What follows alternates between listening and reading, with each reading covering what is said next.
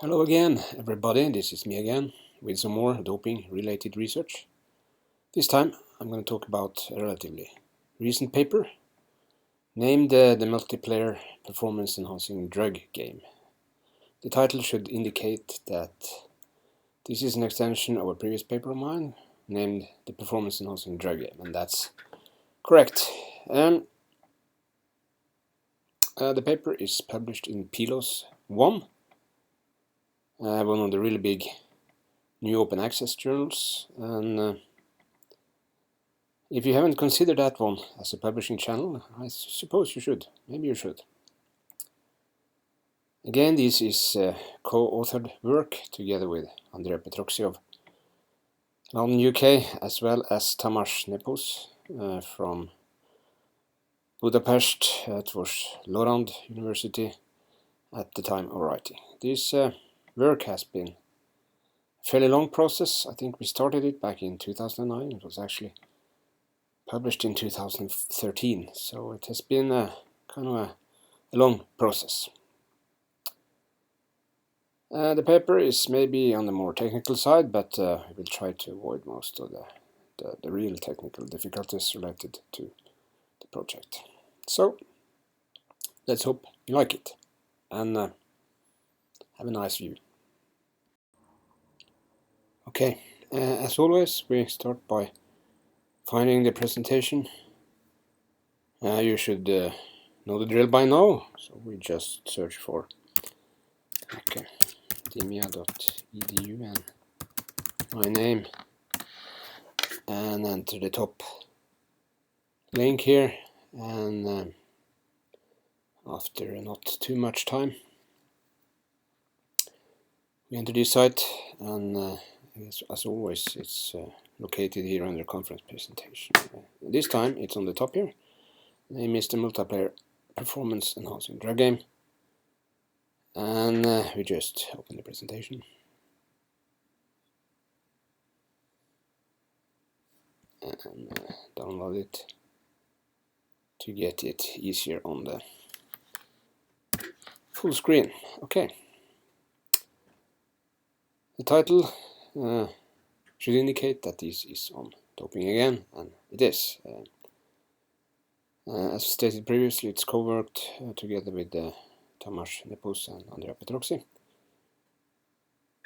and the title should kind of give you all answers on what this is about. So what we do here basically is to extend the two-player game version back from 2004 in Journal of Sports Economics into a multiplayer version. So we kind of take the step of looking on the effects of having more than two players in doping games. Okay, a short outline. The first thing, of course, which we have to do here is to kind of transform the original two-player model into a multiplayer model, and that is discussed under point 1 here, referred to as modeling. Then at point 2 we kind of do something which is fairly unusual when we present research, to kind of look into the history of the paper. As I mentioned in the introduction, this was kind of a long process, so it has been back and forth from different journals, and various non-published results may be interesting to look at.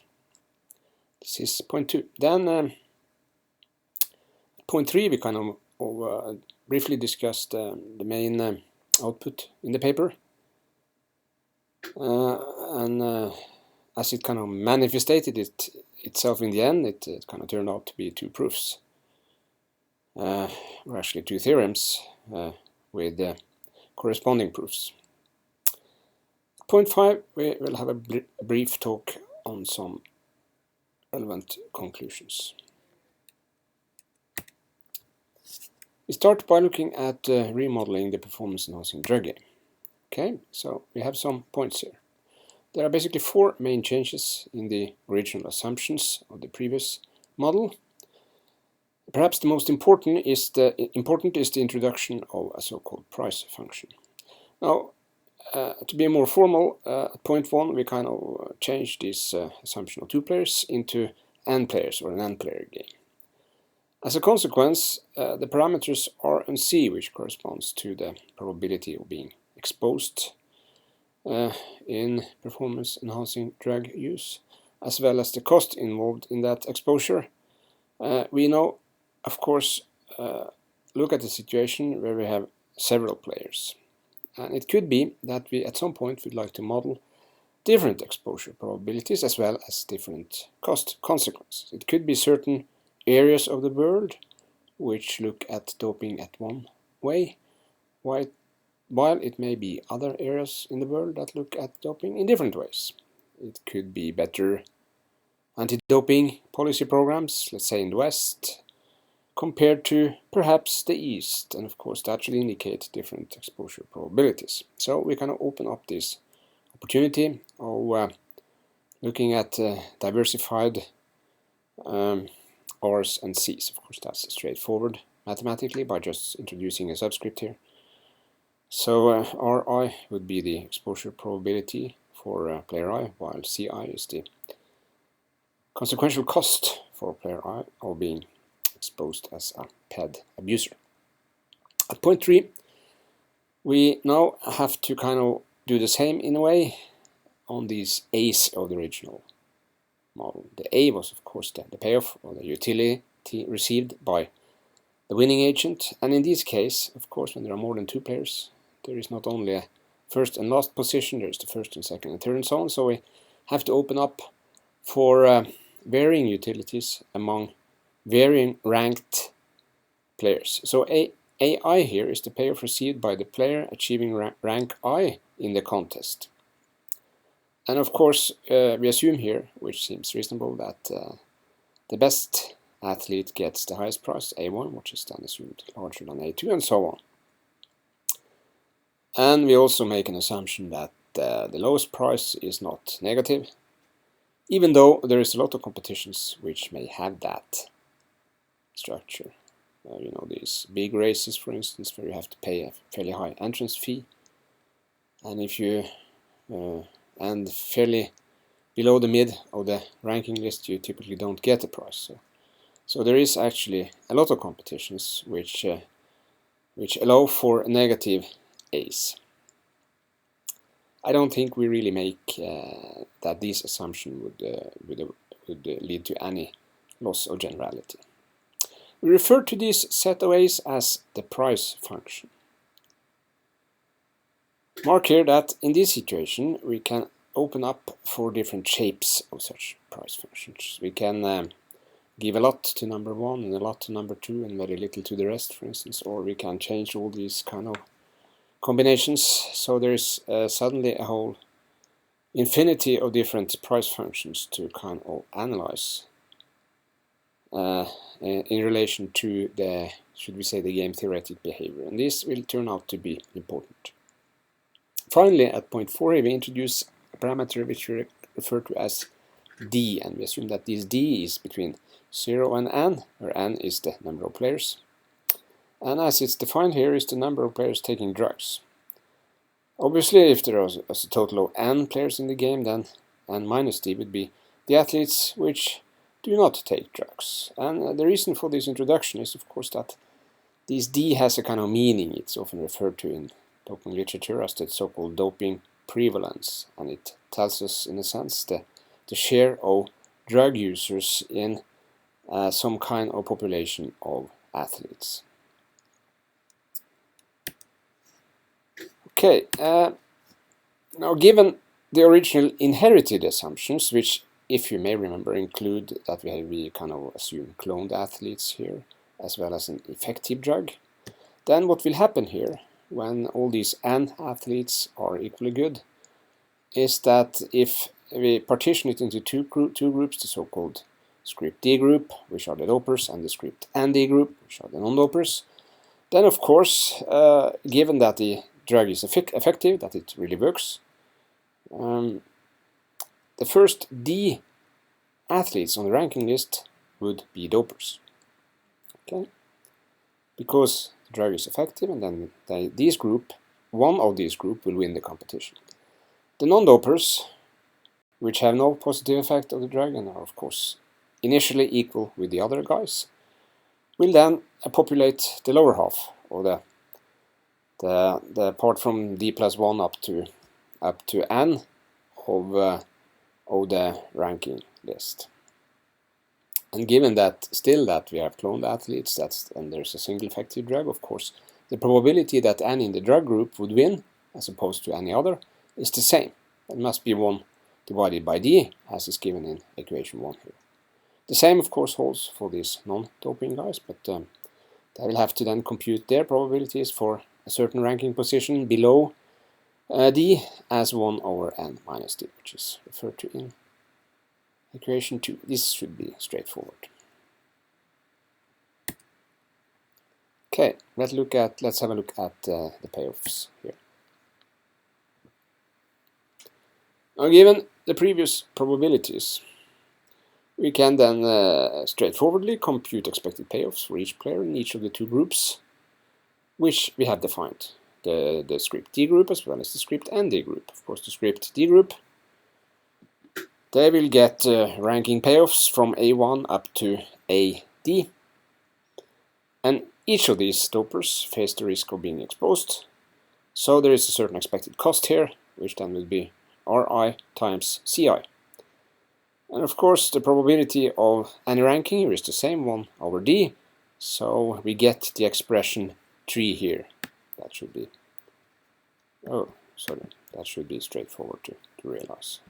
Similarly, for the non-dopers, they have a probability of 1 over n minus d for populating positions d plus 1, d plus 2, and so on up to n.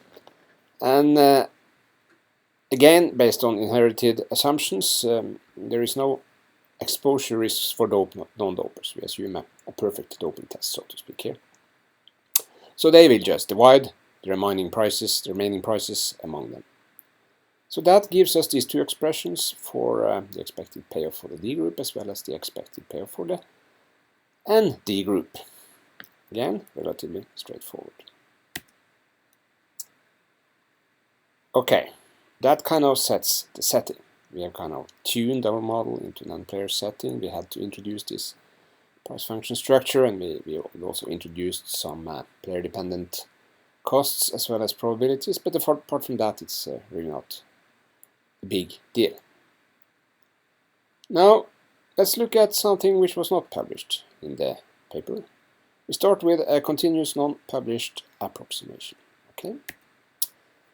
Now, if we introduce mixed strategy probabilities, named Pi here, of course, then we can compute a combined expected payoff for any player I by just weighing equation 3 with Pi and equation 4 with 1 minus Pi,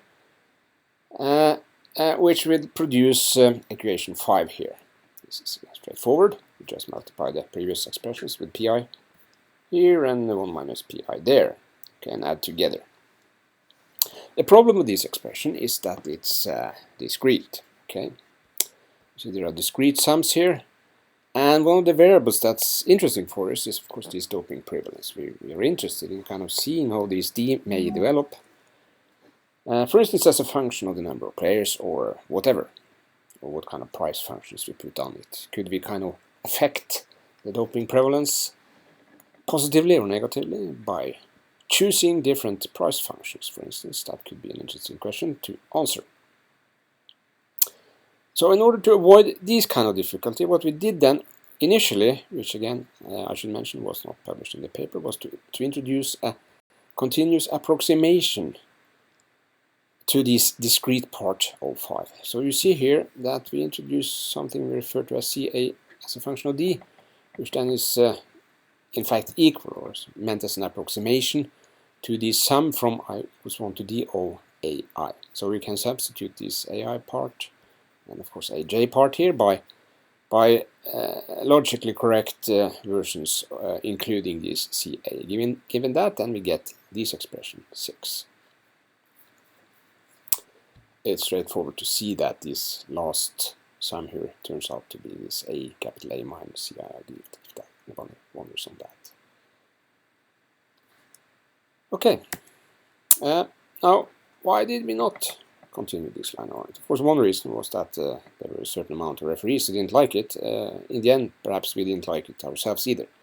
So let's start here. Given 6, or the previous equation, is straightforward to calculate and in principle solve the resulting equational system for the fixed points or the Nash equilibria for all these I in 1 up to n. So of course then we can compute the partial derivatives of this now continuous pi I function with respect to each of the p's, p1 up to pn.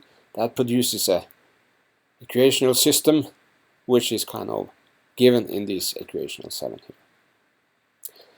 As it turns out, this system of equations is, at least in general, unfortunately quintic, meaning that you kind of have an order 5 here. And for those of you acquainted with old-fashioned mathematics, they should know that back in many years ago, an Italian named Ruffini and finally Niels Henrik Abel in 1823 kind of proved that you cannot guarantee any analytic solution to a polynomial of the degree 5. So, as a consequence, we thought, now instead of approximating the original formulation and then again having to do some kind of numerical approximations based founded on this approximation 7, we might as well look at a direct numerical approach. It might as well be just as efficient to just look at using some software perhaps to look at the Nash equilibria instead of doing this. Perhaps what we could have done was to look at an even more approximative approximation, trying to get real analytic solutions. Of course, again, approximative, but that could lead into some interesting intuition. We did not continue that line of arguments. Okay. As it says here, we did some numerical, again, non-published experiments with a software package called Gambit. Gambit is an open source software. It's available from this link here, so if you want to look at it, you can have a look. It's a nice program system to look at numerical solutions to game theory problems. Now, these, again, non-published experiments indicates a little bit about what kind of results we will end up with here. You see here a figure, or actually two figures, which shows some numerical results by looking at this model in Gambit. You see here that there is a black region, for instance, on the left here, as well as a white region. And the white region contains the so-called fair players, or those who do not use drugs, while the black region shows those who use drugs. And the left and right is kind of how we vary these two parameters C and R here, basically. So on the left we fixed the C parameters and then we varied the R parameters and we kept on doing that. Okay, so it's more, instead of doing this simultaneously, we did it one by one. And then you see here that we have changed the axis, so this one is kind of turned. Here is R on the x-axis and Y on the y-axis, and the opposite on the left figure here.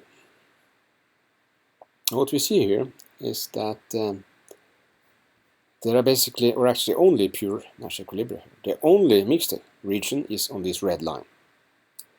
This is more or less a perfect replica of the two-player situation, where we either get everybody takes drugs or nobody takes drugs. So this is such some interesting observations, and we may kind of set out to try to prove this, that given a linear price function as we have here, that may have an indication or some kind of consequence on the distribution and simplicity of Nash equilibria. If we, however, move away from a linear price function assumption, as in this case where we have a convex price function, then we see that the picture is changing dramatically, because there is a lot of mixed Nash equilibria that turns out here, and combinations of mixed and pure and so on. So we see that things happen here. This is in a sense a situation with a convex price function, meaning that we kind of give very much more to those on the top of the list than those on the bottom, so to speak, to say it simply. If you look at the same situation in a concave case, where you kind of do a more kind of egalitarian structure, you see the same type of pattern, but the region of dopers is then decreasing. You can see that now if I just push the button here. You see that the black area kind of drops below this red indication from the previous figure, so there's much less dopers in this situation than in this situation. This is kind of intuitive, isn't it? If you distribute the prize money with less emphasis or less weight on those who are kind of on the top of the list, then of course you'd expect that the gain of using rows should go down, and that's exactly kind of what we see here. Okay, so what did we actually do in the paper? What we did then, as an alternative to this, mainly because the referees demanded it, was to look at some exact Nash equilibria. And we started out by 3 players, then moved to 4, and the idea then was to try to look at some inductive possibilities in this process. Could we learn something from this math that should indicate some general stuff that we could prove? And it turns out that really did happen. This was a kind of tedious work, and if you really want to look into it, you actually have to download this file. It's available on the website of PLOS1, and of course, as this is open access, this is available for everybody, so you might as well just download it yourself. But if you have a look at it, you will see here that there is a fair amount of information here. There are 17 pages here. This is actually a supplementary file for the paper itself, and it's kind of far too big to put into the paper itself. It starts, as you see, by an example. I'm kind of looking at how the new model corresponds with the original model, and then there is some proofs here on these 2 theorems. And then we kind of go through all these tedious maths of looking at all the different Nash equilibria that pops up in the 3 and 4 player case, and as you may see as we move along here, there's really a fair amount of math here. So unless you're extremely interested, I just suggest that you skip some figures here as well in the end. Okay, let's move on. Let's look at these 2 theorems. The first one says the following: given an instance of the n-player doping game, a common RC product for all players, and a linear price structure, which has some meaning related to the math introduced in the previous slide. The Nash equilibria are as follows: everyone cheats when RC is less than a certain fraction, 1, or 3, any pure or mixed strategy when RC, 2, everyone plays fair when RC is bigger than this same fraction, and of course the trivial case, so to speak, any pure or mixed strategy or an infinite number of Nash equilibria when it's equality. In the equality case, of course, this basically means that in the game matrix all numbers are the same. In that case, of course, you can combine all possible combinations when it comes to mixed strategy NEs, and as well as all pure. So this is the same kind of situation basically as you get in the 2-player game. Okay. If you recall the 2-player game, of course, we can extend that, introducing heterogeneous players, for instance, and then we observe mixed strategy Nash equilibria there as well. But the interesting point here is that if you kind of move from linear price functions into nonlinear ones, then these mixed strategy Nash equilibria, they come up without having to kind of add these, should we say, more complex versions of the performance enhancing drug. Okay, so this is a nice result, and this is proved, as I said, so this is correct in this sense, okay? I will return to some discussion on this in the conclusions. The other theorem says the following: given an instance of the n-player doping game and a common RC product for all players, and we make this assumption of a common RC product, which kind of, the reason is that it makes it easier basically. The sufficient and necessary condition for the k players cheat and n minus k players play fair pure strategy to be a Nash equilibrium is as follows. So we kind of get a set of inequalities here that kind of binds these n and k together, and of course, given that as well, we can kind of look at how, for instance, Nash equilibria evolve when the number of players evolve, for instance. Okay, I don't have time to dig too deep into these technical parts here anyway. Okay, let's look at some points here. Of course, the main thing which happens when you move from a 2-player to an n-player game is that the math becomes extremely complicated. Okay, so this first point of complexity is obvious. The simple story of every or nobody taking drugs does not necessarily repeat itself, as we already have seen on these numerical experiments. Given a linear price function, then we have proved that it behaves as it did in the 2-player case, but if you don't have that, then it suddenly changes. Some of you may note that in a 2-player game, of course, all price functions must be linear because there are only 2 points. And what we're talking about here is how we divide this prize money between these 2 guys. Okay, and that could only be done linearly if there are 2 players. There's no options of doing that non-linearly. You need a 3rd player at least to kind of make some kind of shape here. Okay. The second one is this the first theorem. Given linear price functions and a common RC product, the n-player game behaves as the 2-player version.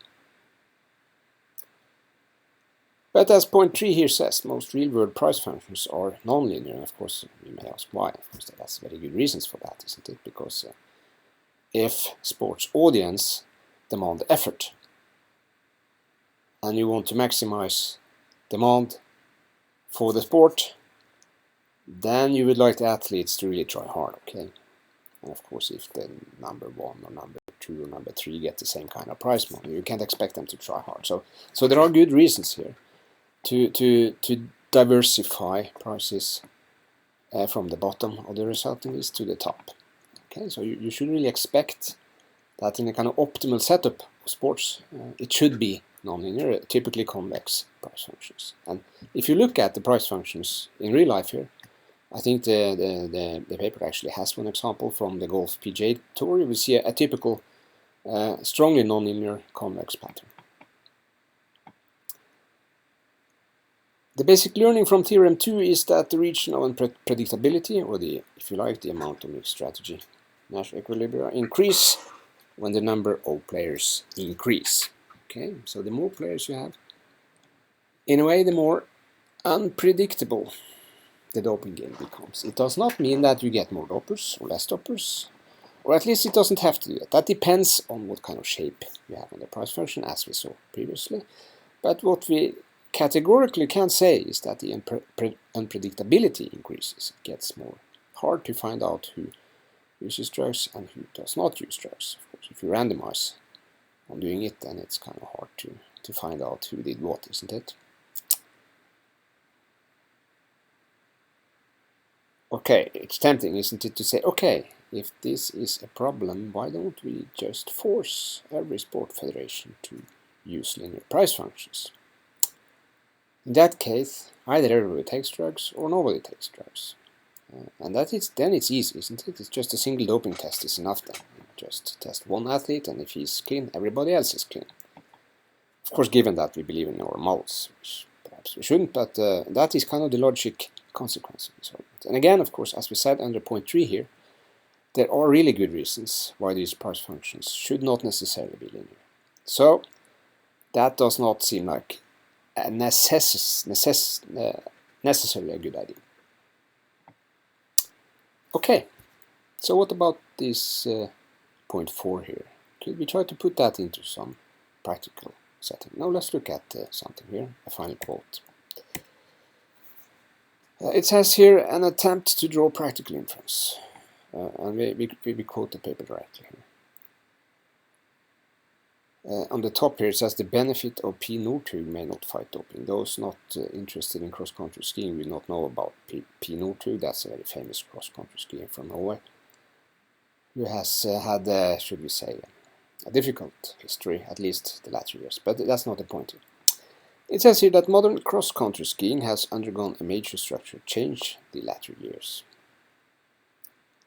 To a great extent, the classical competition structure or interval starts have been replaced by an increasing number of common mass start events. Okay,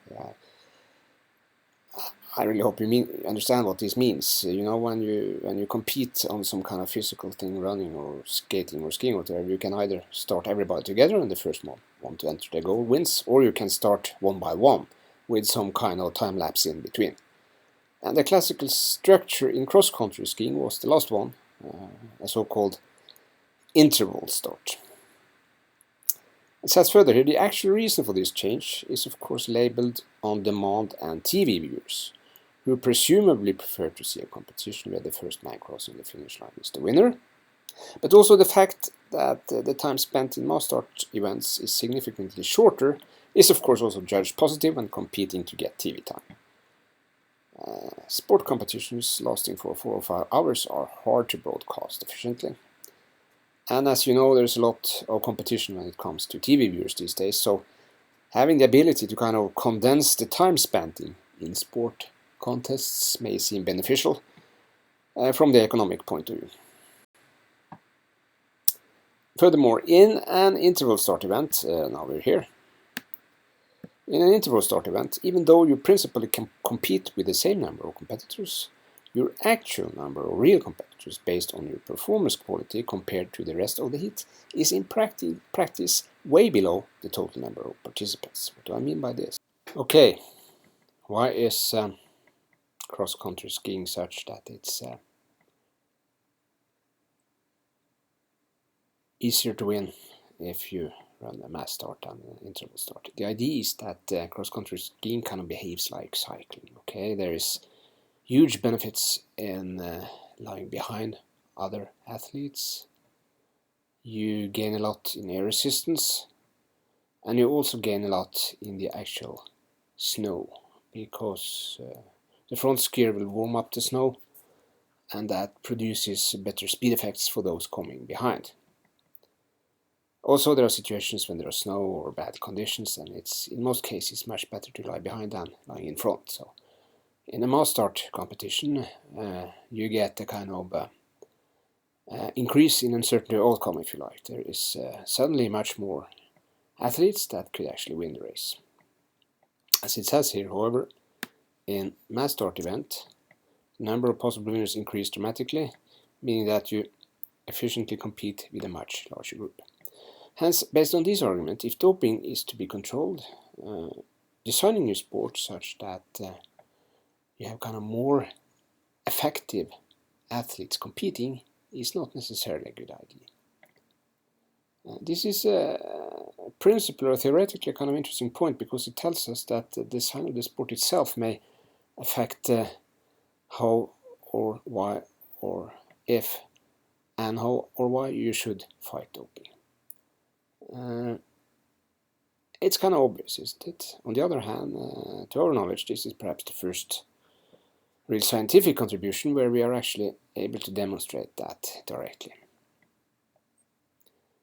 As you probably understood, there's a lot more possibilities in kind of extending this research. You can look at heterogeneous players, you can look at different drugs, and there's a lot of potential of looking at very complicated stuff here.